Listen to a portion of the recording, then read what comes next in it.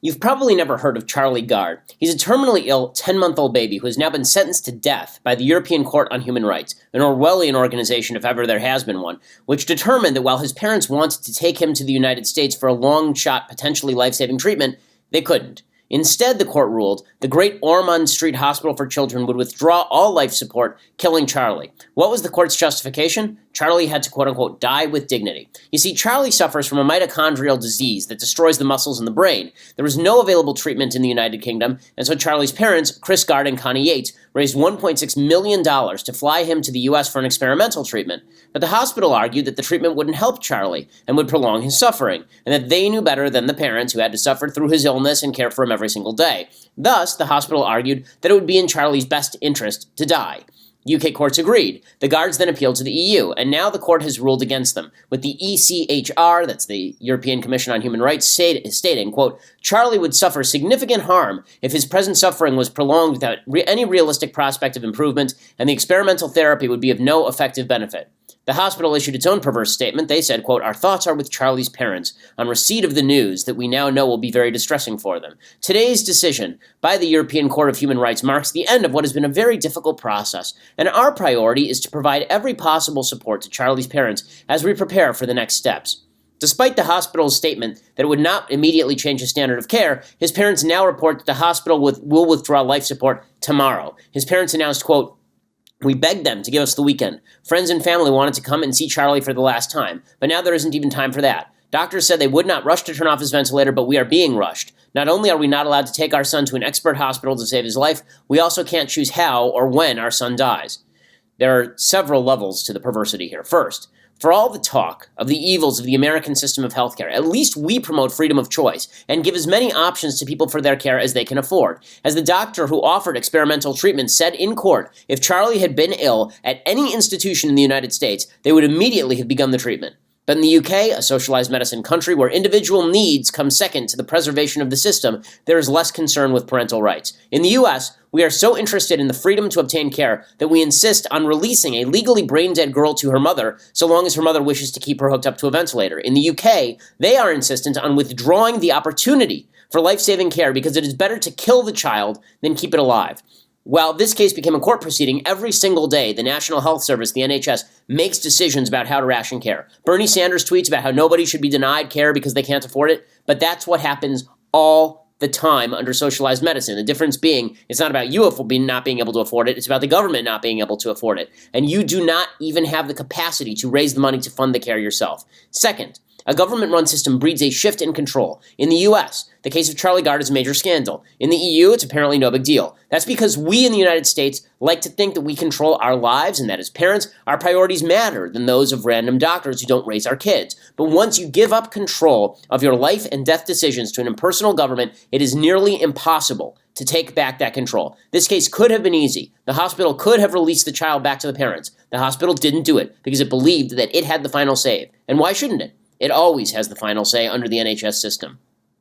Third, allowing the government to control the value of life means devaluing life. It has been a fundamental hallmark of Western civilization that life ought to be preserved in spite of pain, in spite of suffering, that death is not a solution to suffering. But that notion has now been stripped away in favor of a secularist standard of healthy living, and so in Europe, euthanasia is now available to people who aren't even terminal, people who suffer from depression or anorexia. Better to die with dignity than live with pain. That's the new math. That's a far cry from the original Hippocratic Oath, which overtly stated, neither will I administer a poison to anybody when asked to do so, nor will I suggest such a course, or even the Tufts Medical School version, which is usually used in the United States, which states, quote, above all, I must not play at God. Those who value life want to keep choices about their life in their hands, rather than turning such control over to an impersonal government bureaucracy that guarantees you coverage it chooses for you. Charlie Gard's story isn't just a travesty of justice and an insult to decency. It's a warning for people who think that bureaucracies are as interested in preserving your health care as you are. I'm Ben Shapiro. This is The Ben Shapiro Show. It's just a heartbreaking story. Now I want to talk a little bit more about the Charlie Gard story in a second. Plus, President Trump on Twitter again, saying stuff, CNN imploding, All sorts of fun coming up. But before we get to any of that, I want to say thank you to our sponsors over at Lyft. So right now, Lyft is looking for new drivers. And what makes Lyft fantastic for drivers is that you're allowed to tip in the app. When you drive for the right ride-sharing app, every trip feels great. And Lyft is that ride-sharing app. You can pick your own hours. You work when you want. They are the ride-sharing company that believes in treating their people really well, which means that if you're a customer, you're going to get the best drivers. Lyft believes that being a ride-sharing driver should be fun. If you're choosing a ride-sharing company to drive for, go with the company that treats you well. They offer, as I say, in-app tipping. When you drive for Lyft, you keep 100% of the tips. Drivers have been paid over $150 million in tips since the feature was introduced. I ride with Lyft all the time. I talk to the people who drive. They are very happy, and I've always felt the spur to give them good tips because they're terrific people and great drivers.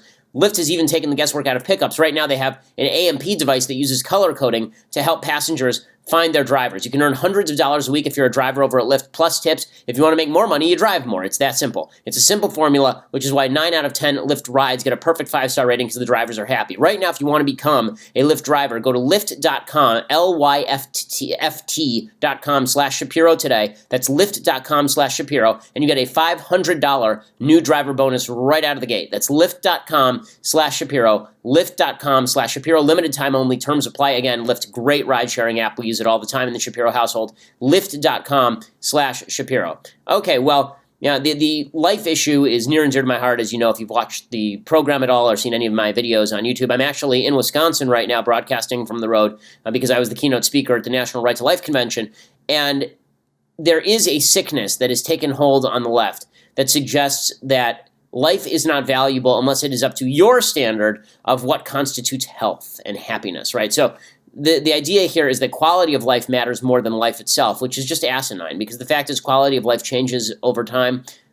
Just because somebody is suffering does not mean that their life is meaningless or valueless. This becomes particularly an issue when the person can't speak for themselves, as with this kid. As a sort of libertarian person, I morally don't believe in assisted suicide.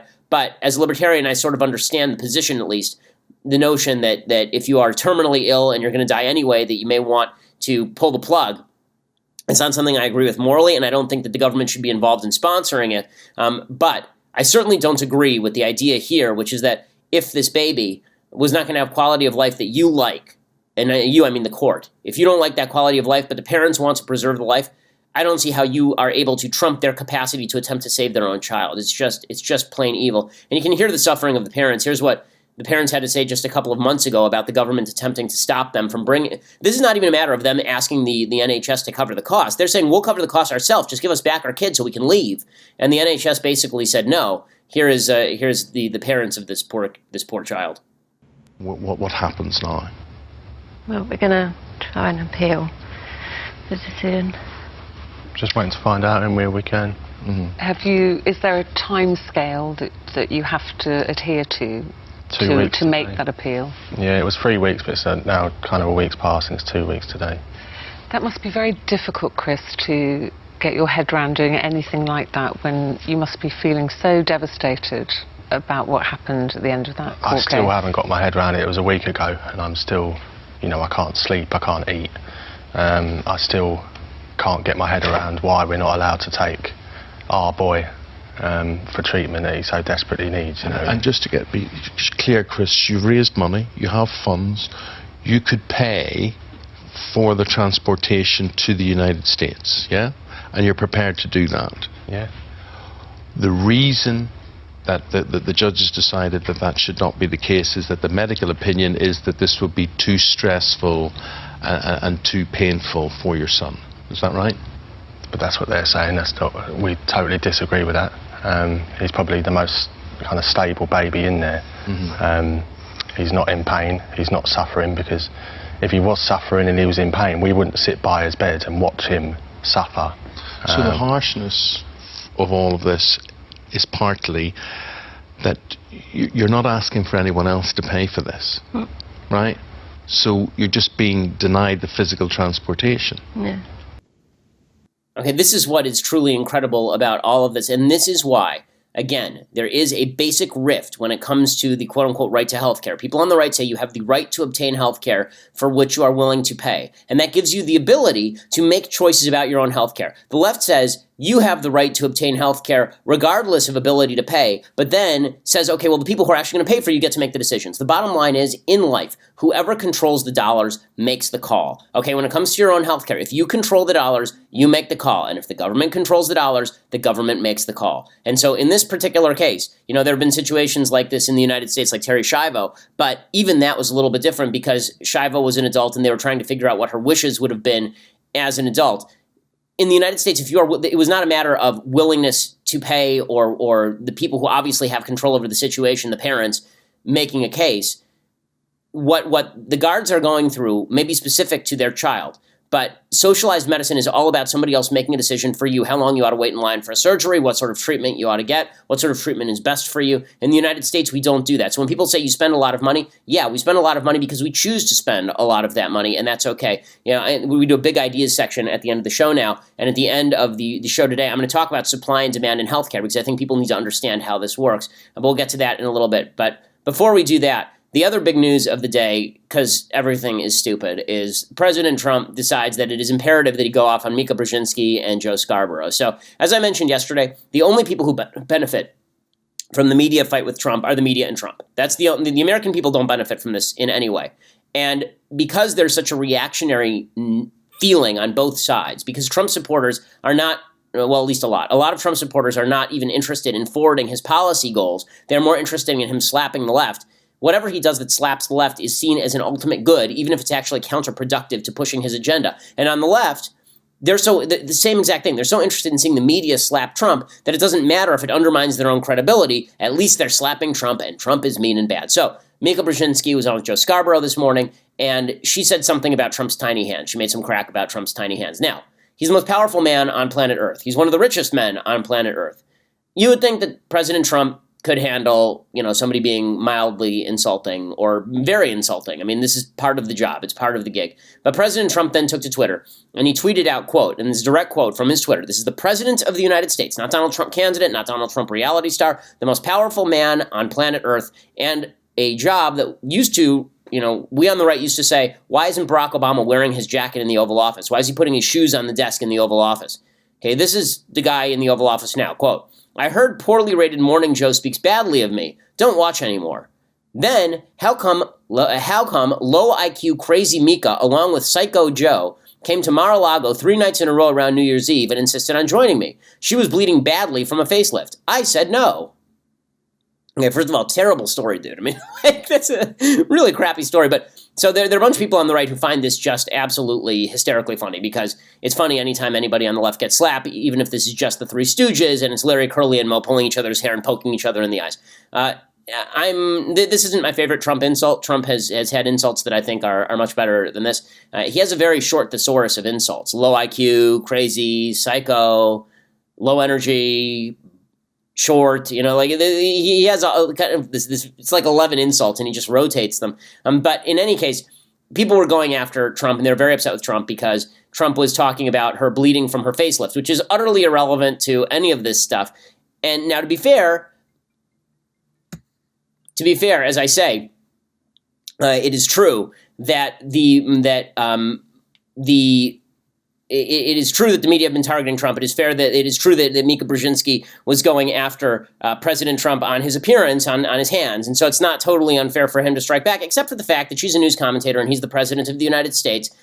Now, on the right, I think people on the left have to understand why people on the right respond to Trump by basically poo-pooing some of this stuff. Not because it's right, because it isn't right, okay? I don't think this should be poo-pooed. I think it's stupid. I think when the right poo-poos this kind of stuff, they're actually undercutting their own credibility. There's not a single person in America who thinks less of Mika Brzezinski because Donald Trump tweeted about her facelift. Okay, no one who is not already in Trump's camp cares about that sort of stuff. But again, when you talk about the polarization in the country right now, people on the right view Trump's shtick. People on the right view Trump's shtick the same way that people on the left view Samantha Bee. So Samantha Bee is utterly unfunny. If you're on the right and you watch Samantha Bee, you think, how does this woman make a living? She is just awful. She's gauche and nasty and vulgar, and the left just swoons for her. They love her. Why? Because it's not that she has to tell the truth. She doesn't. She just has to slap Trump. So here's an example. She's slapping Paul Ryan last night on her show. I mean, this is vulgar and crude, and the left celebrates this kind of stuff all the time. Most people like Medicaid, including Republican people. Who the hell asked you to gut it by sending it to the states and capping its growth rate? Medicaid, sending it back to the states, capping its growth rate. We've been dreaming of this since I've been around, since you and I were drinking at a keg. I've been thinking about this for a long time. Oh, yeah. While most college guys in the 90s were fantasizing about Pamela Anderson, Paul Ryan was jerking it to thoughts of poor people losing health care to pay for tax cuts. Okay, and so then the left loses it. Oh, yeah, Samantha Bee, she's the best. She's so fun. Okay, so Samantha Bee is basically to insult comedy what Trump is to insult comedy on the right. Now, the difference is that Trump is the president of the United States. He is not a comic on late night TV. And I know that the right is finding it amusing that Trump is playing the comic on late night TV, but it's not actually making his agenda any more effective. It's giving the left a reason to bat him around. And it is plainly rather immoral for the president of the United States to be tweeting about people's bloody facelifts in order to humiliate them because they don't like him in the media. It's just not a good thing to do. I mean, is it fair to say that that's not a good thing to do? Are we allowed to say that anymore? Nonetheless, because everybody, it's now a slap fight, okay? All of politics is a slap fight. The cause, I used to stand for the cause. The cause was things like pro-life. The cause was things like lower taxes and smaller government and less regulation and more power over your own life. That was the cause. Now the cause is everybody slapping each other like Kramer and like Seinfeld and Costanza. They're just sitting around. It's like Napoleon Dynamite having a slap fight. Ooh, Napoleon Dynamite got in a slap. That's what it is now. And you can hear the glee, right? I mean, so Sarah Huckabee Sanders goes out there in the media and she says, well, of course Trump said this because he always slaps back. He's got to slap back. I mean, what do you want him not to slap people? Come on. Look, I don't think that the president's ever been someone who gets attacked and doesn't push back. There have been an outrageous number of personal attacks, not just to him, but to, frankly, everyone around him.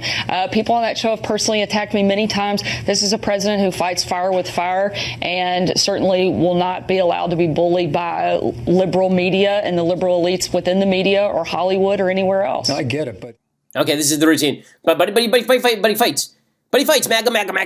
But he fights, MAGA. Okay, here's the deal, folks. Would you like him to be a successful president or not? Because I fail to see how him talking about Mika Brzezinski's facelift does anything to establish a border wall or Obamacare repeal or tax reform. This doesn't, like, some of Trump's attacks are useful. Like when he attacks CNN for promoting fake news, and they're actually promoting fake news, that is good. That is useful. I am a big fan of evidence-based insults, okay? So if you're going to insult someone, you have to have some evidence to back it up, and the evidence has to go to the issue at hand, okay? Like, if you're having an argument about politics and then you just say about somebody, well, you're fat, this is not helpful, and it doesn't forward your agenda in any way. It just looks petty and silly and ridiculous, and that's why the media is going nuts, and they're having fun with this whole thing today and calling him a sexist.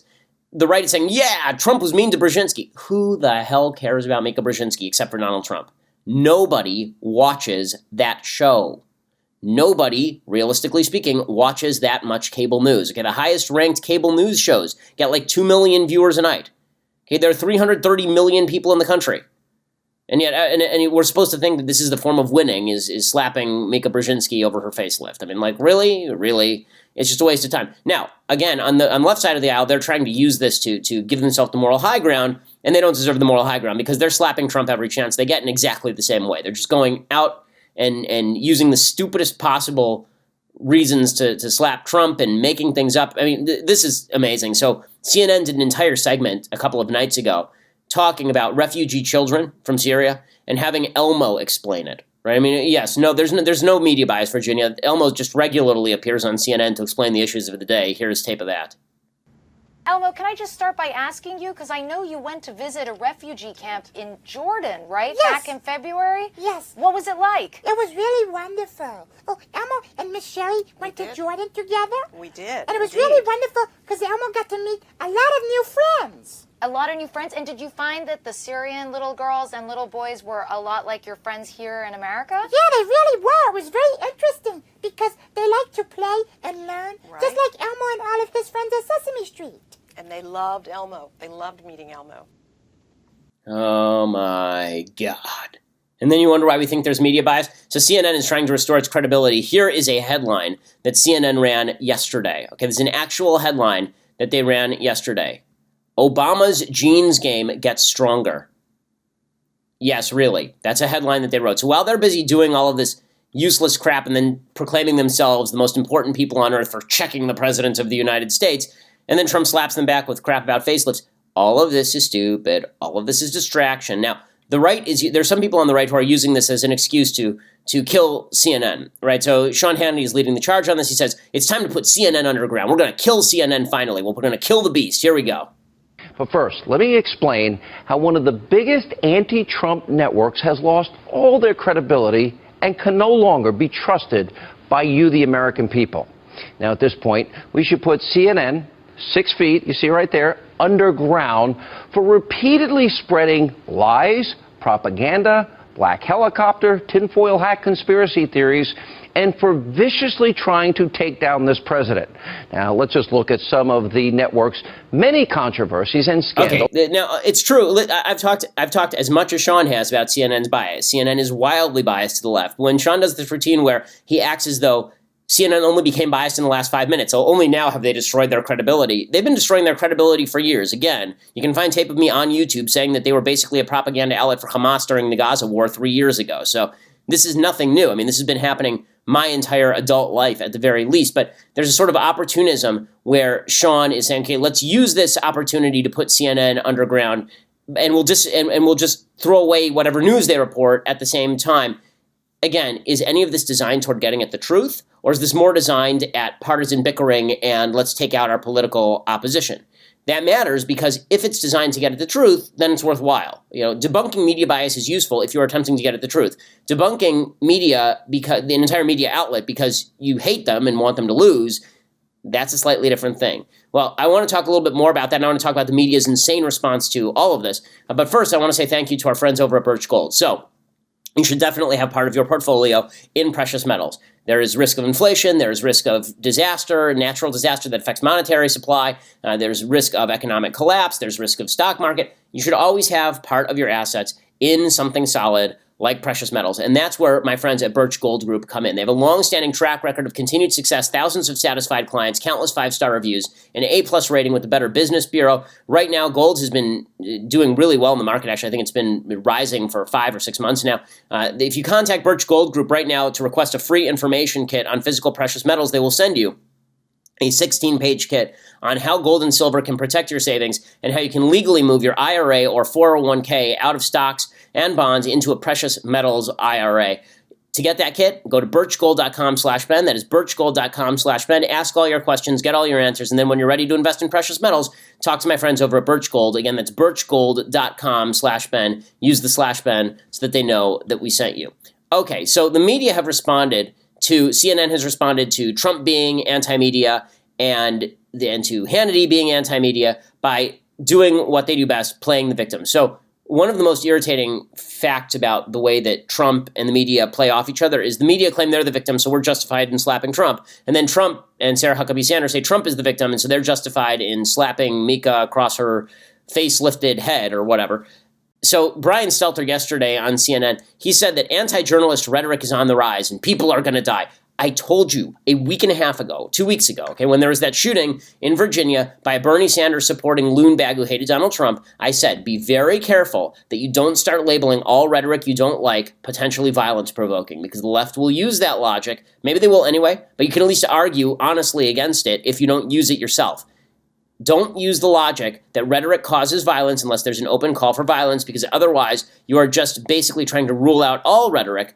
Whatever I think about Trump's stupid tweets, I don't think that they are causing violence against journalists, but that's not what Stelter is saying. He says people on the left, right, and in between who are pro-journalism recognize that most journalists try to be fair and right. And then he continues, but there's an alternative view, popular on partisan websites and social media, that is straight up anti-journalism. These activists and commentators don't promote accountability, they promote resentment and hatred. Some of this anti-journalism spin isn't about eradicating bias or improving news coverage. It's about trying to stamp out reporting altogether. So I generally disagree with this. I think most of the people who comment on media bias are not attempting to stamp out the media altogether, but there is a grain of truth to the idea that if you spend time promoting the Seth Rich conspiracy and then you turn around and you say CNN has to be put 6 feet under because they are all fake news, are you a truth teller or are you just somebody who's attempting to play a partisan game? Now, the left uses that kernel of truth that there are some people on the right who are more anti all journalistic outlets that ever say anything bad about Trump, they're trying to use that grain of truth and turn that into, there's a real threat to us. Okay, there is no real threat to the press. There isn't. Okay? This is not to say there couldn't be a nut job out there who is inflamed and goes and shoots a journalist, but this is true in political rhetoric all the time. I mean, there's a reason I travel with security. But what the left is trying to do is they're trying to say we are on the verge because we covered Trump badly, and then Trump is mean to us, and then Trump says nasty things about us. We are on the verge of a fascist takeover here in the United States. So Chris Hayes at MSNBC, he puts on the Rachel Maddow glasses, and he says Trump is going to quash the press. That's the next thing. It's going to quash the press. Okay, just to break that down for a moment. First, Amazon does not own the Washington Post. Amazon CEO Jeff Bezos does. Second, there are no internet taxes. Amazon is now, however, collecting state sales tax nationwide. But President Trump's tweet goes beyond attacking the Washington Post as fake news, something he did as recently as yesterday. The president is very explicitly linking a complaint about a media entity to a threat, or at least implied threat, against the corporation associated with it. He did this as a candidate, too. During an October speech, he followed up a string of complaints about the media with this. Amazon, which through its ownership controls the Washington Post, should be paying massive taxes.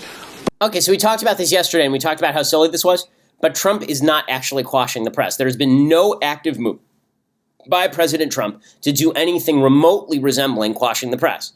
He's limited press access in ways that Obama limited. Maybe he's done it a little bit more, and that's not good. I've criticized it. But this idea that the First Amendment is under siege, that the press are all at threat of some sort of grand government crackdown, haven't seen one shred of that. In fact, they seem pretty loud to me. I'm going to talk a little bit more about this and what the left is trying to do in building this narrative. But for that, you're going to have to go over to dailywire.com, become a subscriber. For $8 a month, you too can be a subscriber to dailywire.com. It means you get the rest of the show live. You get to be part of the mailbag, which we'll be doing tomorrow. We do live questions on the mailbag as well. You can be part of Andrew Klavan's podcast, be part of his mailbag too. So lots of good stuff happening over at Daily Wire. Right now, if you become an annual subscriber, you get a free signed copy of the book that I wrote with my dad about the Chicago White Sox and baseball and fatherhood and being a son.